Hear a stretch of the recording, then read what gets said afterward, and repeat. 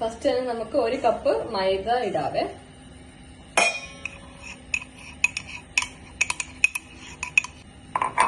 Next നമുക്ക് ഒരു 1/2 table spoon baking powder.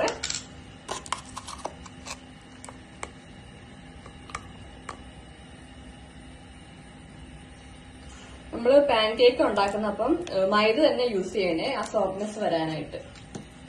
പിന്നെ ഒരു പിഞ്ച് സോൾട്ടും കൂടെ.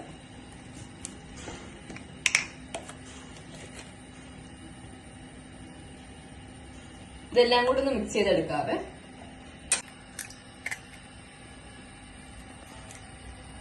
നമ്മൾ 1 എഗ്ഗാണ് യൂസ് ചെയ്യുന്നത്. ഇത് റൂം ടെമ്പറേച്ചറിലുള്ളതായിരിക്കണം. എല്ലാ ഐറ്റംസും നമ്മൾ ഈ ബേക്കിംഗ് പൗഡർ എല്ലാം റൂം ടെമ്പറേച്ചറിലുള്ളതായിരിക്കണം. ഈ ഫ്രിഡ്ജിൽ നിന്നൊക്കെ എടുത്ത് നേരത്തെ വെച്ച് നമ്മൾ റൂം ടെമ്പറേച്ചറിലാക്കിയിട്ട് വേണം യൂസ് ചെയ്യാനായിട്ട്. നെക്സ്റ്റ് നമുക്ക് 1 ടേബിൾ സ്പൂൺ ഷുഗർ ഇടാവേ. നിങ്ങൾക്ക് ഇഷ്ടമനുസരിച്ച് നമുക്ക് ഷുഗർ കൂട്ടുകയോ കുറയ്ക്കുകയോ ചെയ്യാം. ഞാനിപ്പോ 1 സ്പൂണാണ് യൂസ് ചെയ്യുന്നത്. നെക്സ്റ്റ് നമുക്ക് ഒരു 3/4 കപ്പ് മിൽക്ക് ആഡ് ചെയ്യാം.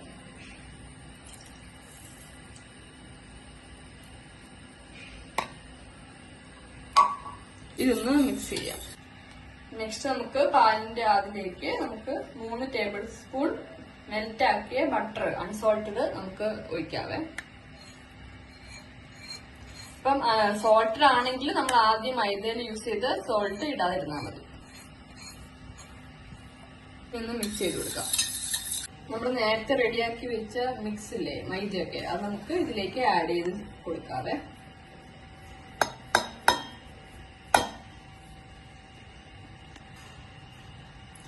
പയ്യെ മിക്സ് ചെയ്യണേ.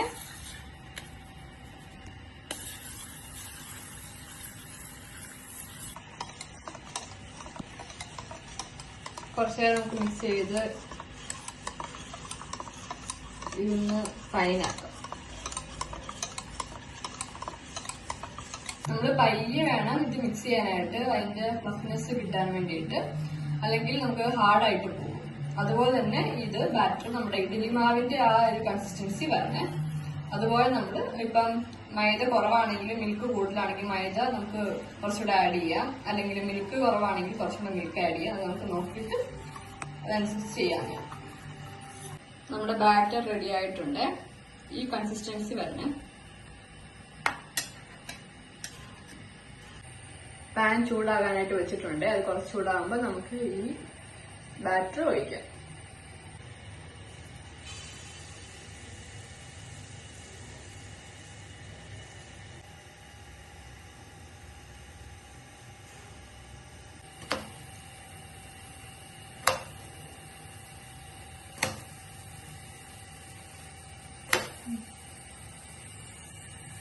നമ്മുടെ പാൻ കേക്ക് റെഡി ആയിട്ടുണ്ട്. നമുക്കിതൊന്ന് ഗാർണിഷ് ചെയ്യാം. കുറച്ച് ചോക്ലേറ്റ് സിറപ്പ് നമുക്ക് ഒഴിക്കാം.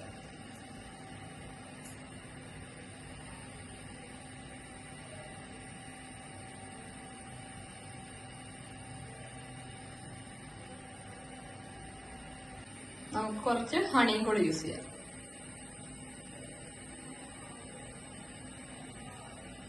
നമുക്ക് ബനാനയും കൂടെ വെച്ച് കൊടുക്കാവേ. സ്ട്രോബെറി ഉള്ളവർക്ക് സ്ട്രോബെറി വെക്കാം, അല്ലെങ്കിൽ ബ്ലൂബെറി ഉള്ളവർക്ക് അങ്ങനെ ഇഷ്ടമുള്ള ഫ്രൂട്ട് നമുക്ക് വെച്ച് കൊടുക്കാം.